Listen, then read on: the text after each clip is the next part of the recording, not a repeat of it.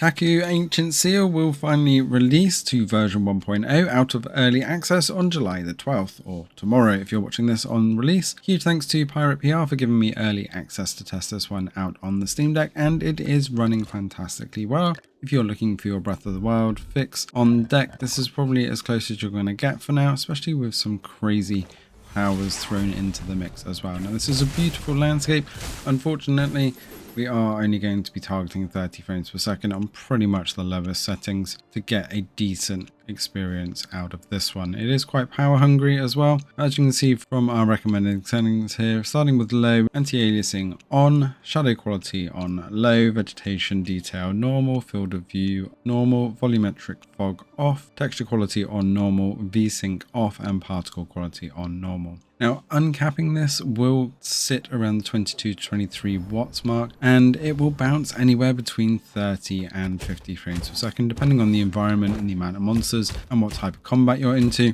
However, the lag spikes can get a little bit annoying with it uncapped, although it does look fairly smooth and it does look very good on the OLED deck as well. Moving around is very fluid and does feel quite nice, but when we do some of the transition sections, especially when we portal through to the area where we want to do all of our upgrades and everything, the lag stutter, loading stutter really kicks in quite bad. You see here it even goes down to 15 frames per second. And the load time on the other end is a little bit accentuated as well, with around 14 to 17 frames per second, very temporarily, and it does stabilize back up to the 30s. But if you cap this to 30 frames per second in the game itself and also on the deck, what you'll notice is that that power consumption comes down considerably, and you're not going to notice a huge amount of difference on that frames per second, but it will be a lot smoother and more consistent. Now, if we do the same thing, it is still going to spike into that lower FPS, but not quite as low, apart from during the loading screen itself. But when we come in the other end, it really stabilizes a lot faster and it just feels a bit smoother overall.